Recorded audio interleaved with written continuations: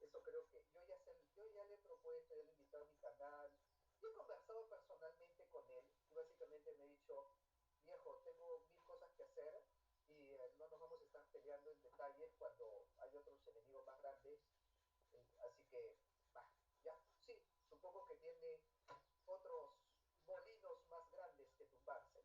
Y además, lo que yo estoy diciendo no es una crítica, o sea, no es para debatir. Sí me interesa el tema que dices intercambio de ideas, porque sí, obviamente me gustaría intercambiar ideas. Ya vendrá su momento, ya.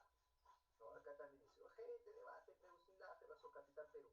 Ya, yo sé que a ustedes les gusta ver sangre, les gusta ver que la gente pelea de ñoños, les gusta ver. No nací para gladiador yo, por si acaso. Así que lo que estoy haciendo es leer el libro de Agustín, poner mis ideas en un video en la mejor onda posible y esperar que Agustín pues, se dé unos minutos de su tiempo para ver el video y que espero que me responda las preguntas que me suscitan el libro. Y la primera pregunta que me suscita es el ejemplo que les había dicho. Yo les había dicho que había ejemplos muy puntuales en donde Agustín Laje con este libro hace todo el proceso para llegar a la crítica al liberalismo y cuando toca decir la palabra, ahí detiene el pie y no da el paso. Y el ejemplo está en George Soros. Creo que el libro dedica un subcapítulo a Soros, ¿no? Soros, pues el monstruo de los conservadores, el cupa de la derecha, el enemigo final que mete todo su dinero y financia toda la maldad que hay en el mundo. Eh, Obviamente estoy de acuerdo con la crítica a Soros. Creo que es lo más criticable que podemos tener en nuestra sociedad también. Pero hay algo que me hubiera gustado que mencione. Es que Soros es discípulo de Karl Popper. Y Karl Popper es un filósofo liberal. Entonces, por eso digo, o sea, hace todo el recorrido filosófico hasta llegar a Soros, pero no menciona. Soros es el producto del liberalismo. Es más, menciona la Open Society. Y creo que todos sabemos, todos en este mundo, y yo estoy seguro que Agustín Laje también lo sabe, de dónde viene el nombre Open Society. A ver, díganmelo en los comentarios, a ver, para que busquen en Google incluso, para que... A su madre, ¿cuántos mensajes? ¿Desde cuándo los debates son enfrentamientos? Ah, desde que vi que se sacan los ojos en cada debate, se insultan. Desde Anca, ahí está. Saludos, Anca. ¿Qué es la vida de Anca? No he sabido mucho de Anca últimamente. Intercambio de ideas, ¿no? Como bien dices, sí. Muy bien, intercambio de ideas. Ya, a ver. So, acá, sí, sociedad abierta.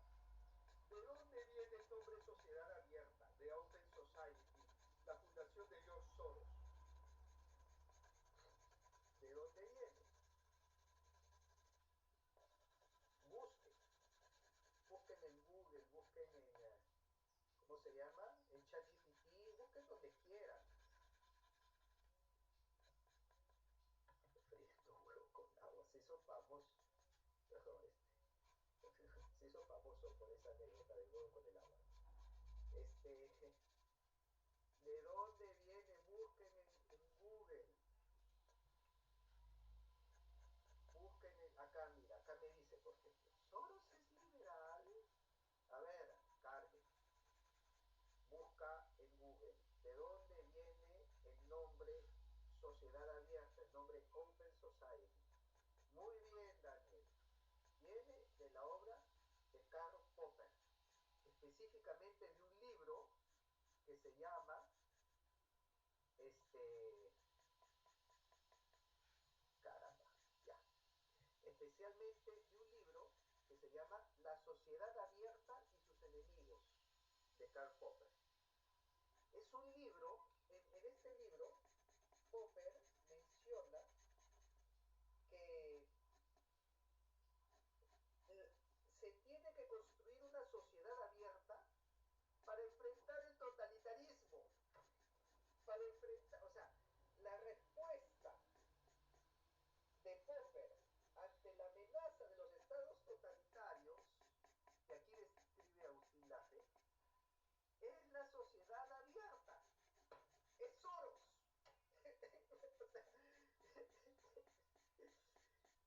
Tremenda paradoja, ¿no?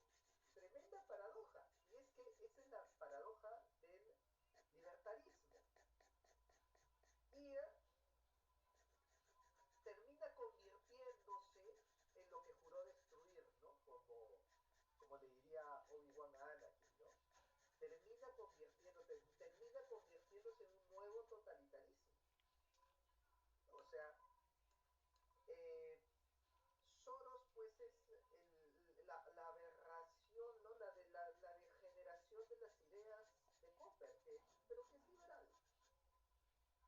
Y justamente para enfrentarse a los estados totalitarios, que acá critica Agustín Laje, es que Popper postula la sociedad abierta y Soros toma ese proyecto de Popper para fundar la Open Society Foundation, que financia todos los esfuerzos liberales que permitan contrarrestar, que permitan pues evitar que se formen nuevos estados totalitarios. Entonces, si es una crítica al liberalismo de Popper y de Soros, solo que no lo coloca. Y me hubiera gustado que diga, ¿no? O sea, me sorprende que no haya mencionado a la hora en los principios del libro La sociedad abierta y sus enemigos de Karl Popper, que era liberal. Y con eso cierras el círculo. Y con eso tienes que el liberalismo es la nueva filosofía que alimenta el globalismo, tal como el mecanicismo y la revolución industrial y el materialismo lo hizo en el siglo XIX con los estados totalitarios.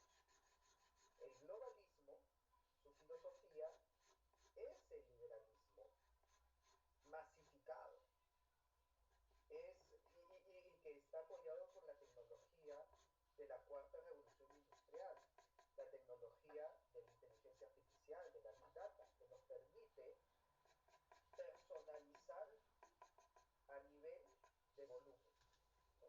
A nivel masivo, a nivel global. Podemos actuar a nivel global y al mismo tiempo personalizar. Entonces se tiene la tecnología como se tuvo en la revolución industrial para armar el totalitarismo, pero ahora un totalitarismo individualista. Y el totalitarismo individualista está condensado en el dogma, el respeto irrestricto al proyecto de vida de las otras personas. Entonces, por eso, bueno, acá para sintetizar y para resumir, pues solamente mandarle un par de preguntas a Agustín Laje, que no tenemos que hacer un debate, no tengo que invitarlo a mi canal, basta que él escuche este video en cualquier momento y me diga si ya no es liberal, que es lo que sale en el título, con la crítica al globalismo en este libro y que las acciones, o sea, los agentes y las personas y la filosofía que está detrás de el globalismo es el liberalismo, lo que pasa es que no lo menciona. Entonces yo le preguntaría, menciónalo. De repente ya no le preguntaría si dejó de ser liberal. De repente yo le preguntaría si ya se dio cuenta que ya no es liberal. Solamente que no lo pone porque, bueno, los libertarios también le compran libros. Pero este libro, el globalismo, es una crítica al libertarismo, porque está criticando este totalitarismo individualista de las sociedades abiertas, pero que tienen que ser abiertas para todo el mundo y por lo tanto terminan siendo también totalitarias. Entonces, y de repente otra pregunta sería que si la respuesta es no, y si me dice que no, que Agustín Laje sigue siendo liberal y que defiende el libertarismo, yo le preguntaría, ¿cómo sabe que no se está volviendo un nuevo Karl Popper? Que de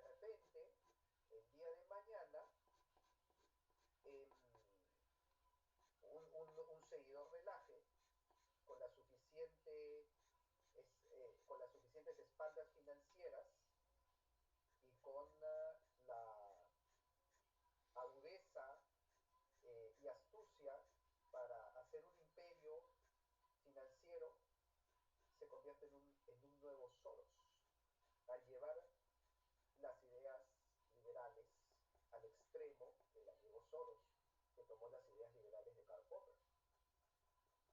Entonces, y regresamos a la paradoja del liberalismo. Y cómo sabe que de repente no está formando a lo que juró destruir, como le pasó a Popper. Popper, sus ideas se convirtieron en un nuevo totalitarismo que era contra lo que Popper luchaba. Entonces, ¿cómo Laje sabe que no es un nuevo Popper? A ver, creo, acá me dice, Carlos, uy caramba, se perdió el mensaje. Carlos me dice, Agustín Laje dejó de ser liberal, nunca lo fue. Sí, sí lo fue.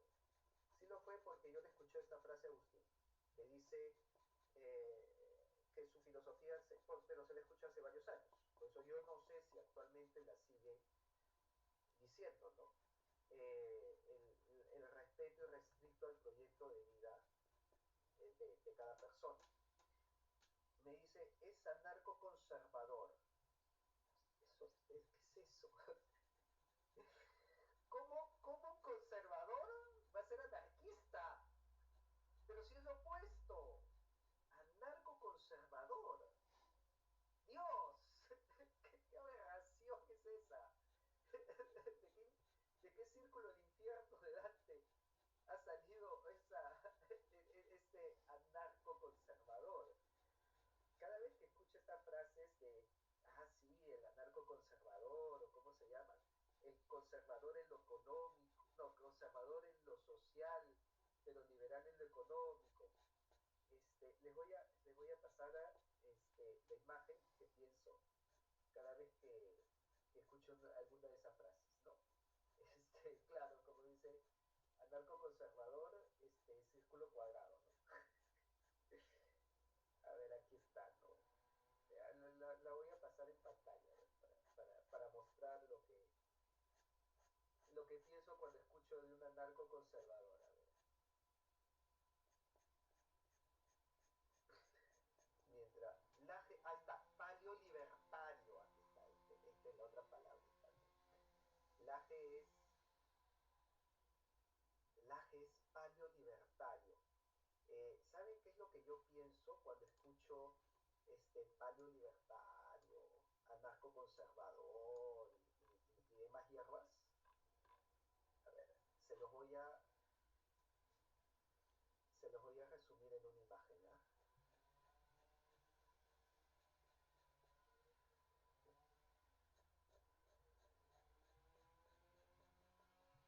Aquí está. Esta es la imagen mental que aparece en mi cabeza cuando escucho de un paleo libertario o de un anarco conservador, ¿no? Este, bueno, ya veamos, yo creo que Agustín va a tener una mejor respuesta que esta. No existe anarco conservador, no existe paleo libertario.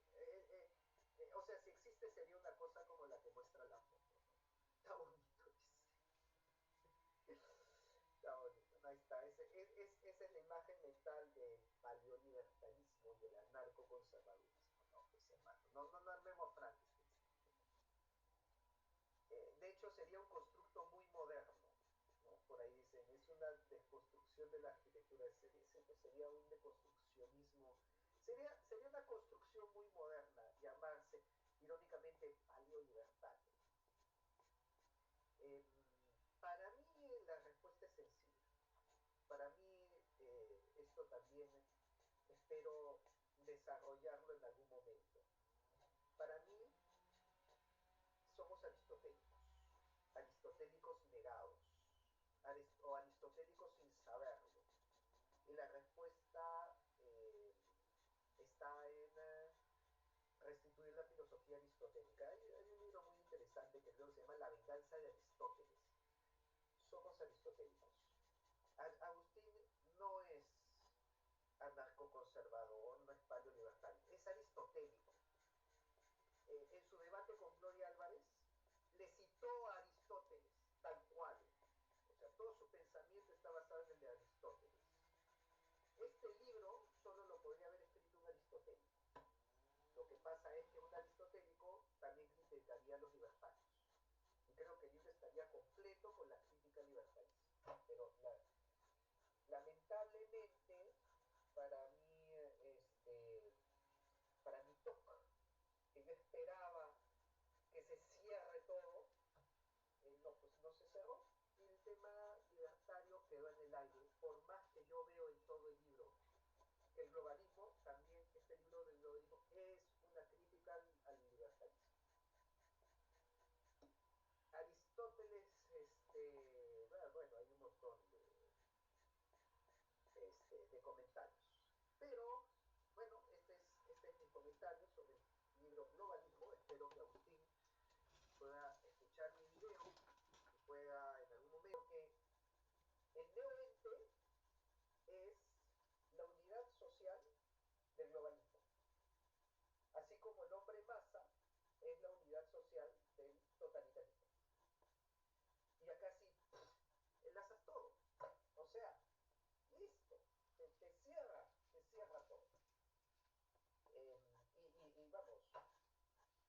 yo sé que Agustín conoce los libros y lo que habla Miklos Lukács y encaja perfectamente en lo que está diciendo.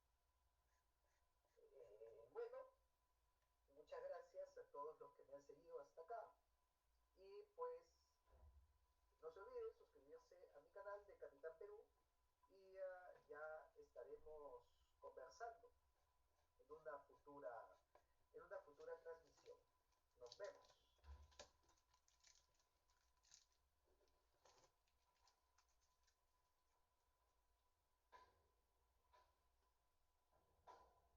Importantes. Y hoy, si me prestan este libro por ahí, me acompaña, si me prestas el libro, me acompaña aquí en el foro, pues uno de los politólogos y pensadores modernos más polémicos. Es quizá el representante más conocido de lo que se llama la nueva derecha en el mundo hispanohablante. Unos lo consideran una especie de héroe, defensor de la libertad, la patria y la familia, pero para otros, eh, pues ven en este hombre una amenaza antifeminista, nacionalista y conservadora. En este espacio los micrófonos, y así ha sido siempre, puedo estar de acuerdo o no con él en algunos temas, pero siempre están abiertos para el diálogo, para el debate. Y yo desde hace mucho tenía mucho interés en conocerlo, en conversar con él y en presentárselos a todos ustedes. Él es el intelectual argentino Agustín Laje. Está con nosotros en el marco de la presentación de su más reciente libro, que es Globalismo, Ingeniería Social y Control Total. No sé si ahí lo están viendo, en el siglo XXI. Agustín, qué gusto finalmente conocerte. ¿Cómo estás? Qué gusto, Adela. Bueno, es un honor que me hayas invitado. Muchísimas gracias. No, al contrario, habrá puntos donde no estemos muy de acuerdo. Ningún problema. ¿No? Pero yo creo que de eso justamente se trata.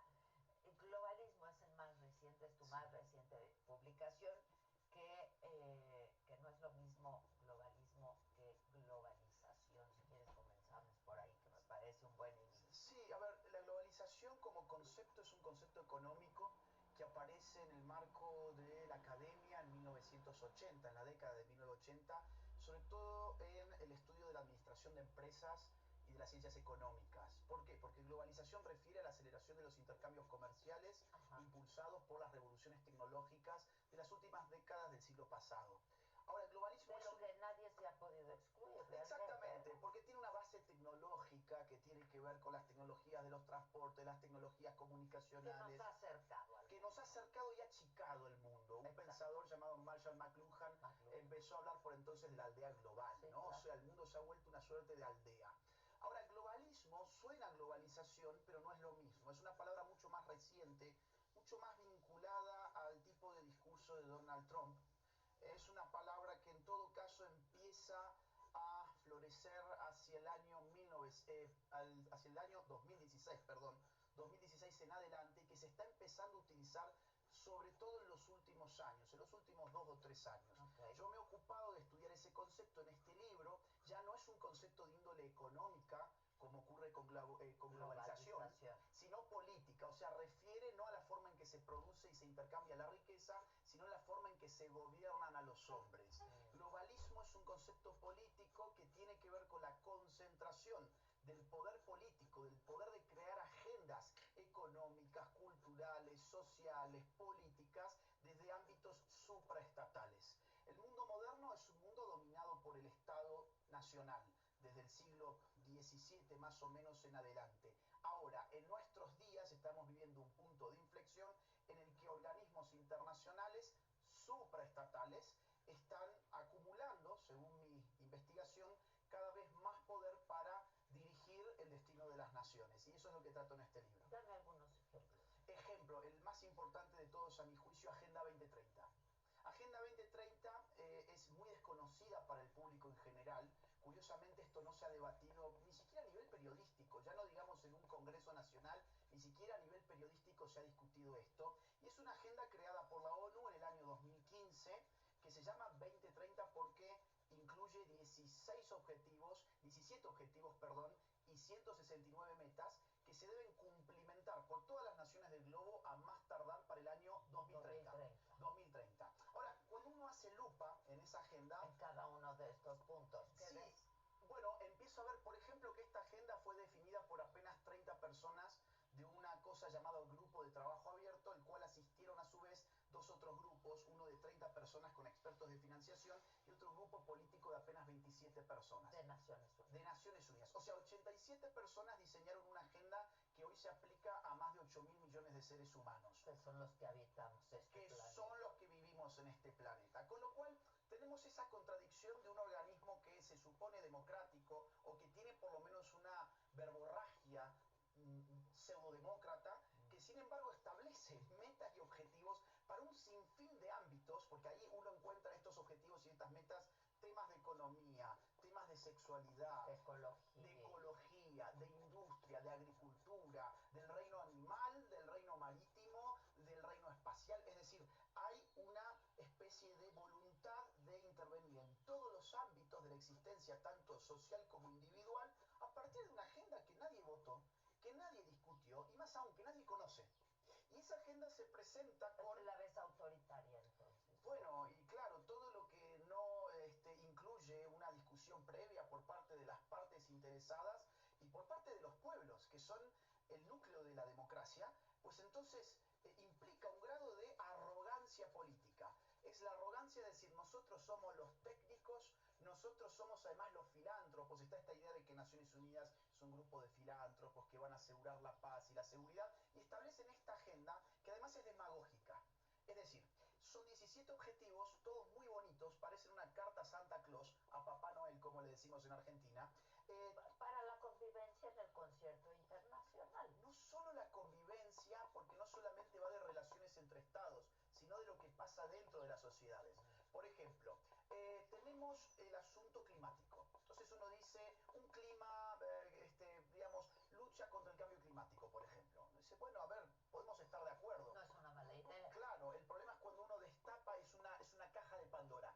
¿Qué hay ahí adentro? Bueno, por ejemplo, que a las naciones subdesarrolladas se les quiere coartar para que no utilicen determinados tipos de energías con las cuales las naciones desarrolladas históricamente han logrado ser lo que hoy son y que sin embargo hoy las subdesarrolladas no deberíamos utilizar para cuidar al clima y descuidar a nuestra propia... atraso. Exactamente, y luego tenemos otro tipo de agendas ahí adentro, porque digo, insisto, no es solamente entre el vínculo entre las naciones. Por ejemplo, un tema muy polémico en los últimos años, el aborto. Bueno, el aborto está en la Agenda 2030, concretamente está en la meta número 6 del objetivo número 5, que es un objetivo vinculado a las ideologías del género. Entonces uno dice, bueno, a ver, en todo caso, ¿por qué no dejan que la países para controlar lo que pasaba en las naciones durante el COVID-19. Un organismo internacional llamado OMS, la Organización Mundial de la Salud, que se dijo y se desdijo prácticamente a cada semana que había que usar la máscara, que no había que usarla, que no se contagiaba a seres humanos, que sí se contagiaba, que había que lavar las bolsas del supermercado con no sé qué productos, que no, que en realidad no era así.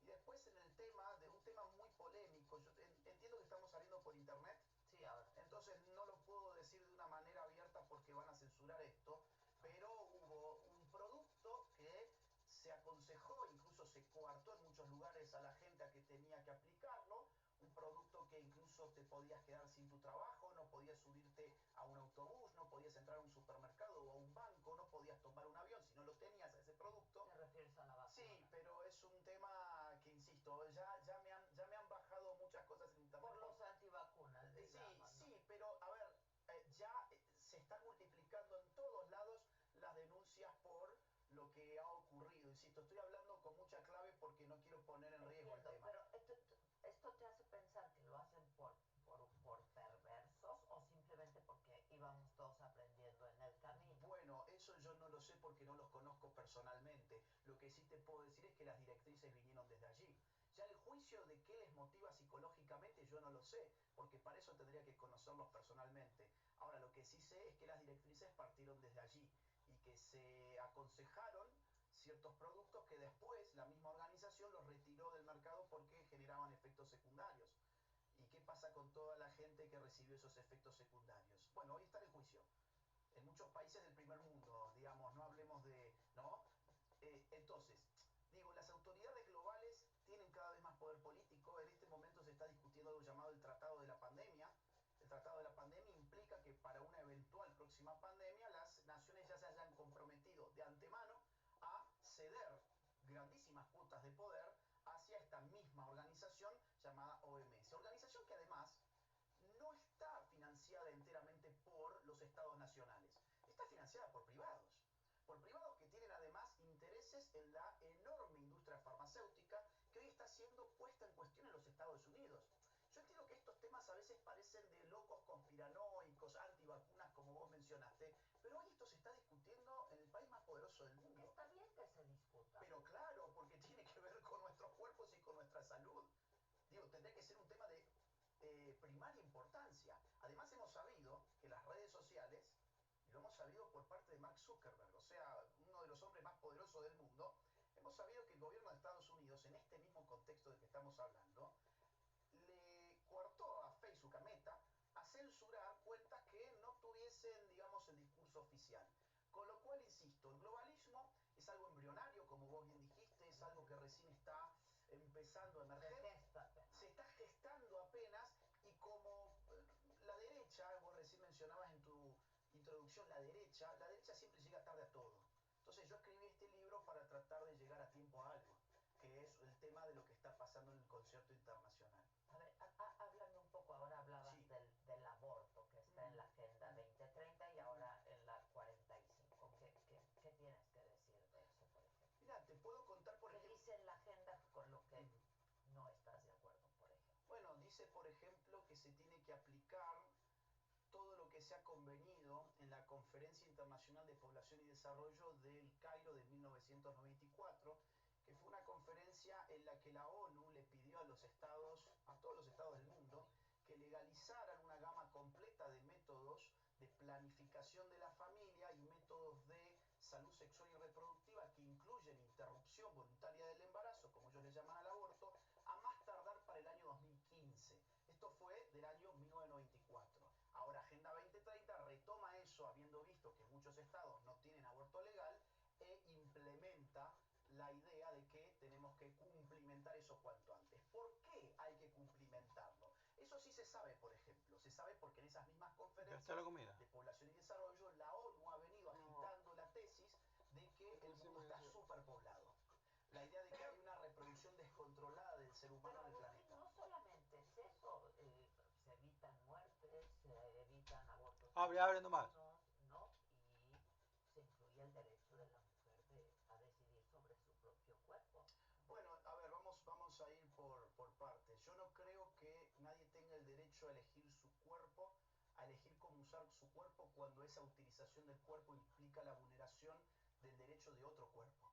Cuando hablamos del derecho de la mujer a disponer de su cuerpo, podemos hablar legítimamente de que la mujer se vista como quiera, se corte el pelo como quiera, se ponga un tatuaje como quiera, pero cuando hablamos de aborto, estamos hablando de utilizar el propio cuerpo para quitarle la vida a otro cuerpo, que es el cuerpo que está en su vientre.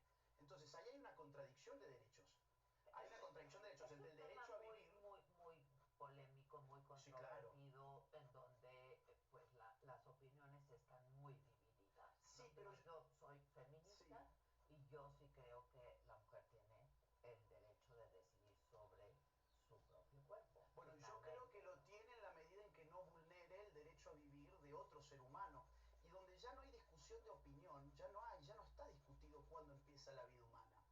Eso incluso hasta filósofos pro aborto, de los más radicales además, como Peter Singer, ya lo han dicho con toda claridad. Miren, no partamos de la idea de que no sabemos cuándo empieza la vida humana, porque la ciencia más moderna ya ha mostrado que la vida humana empieza desde el momento de la concepción.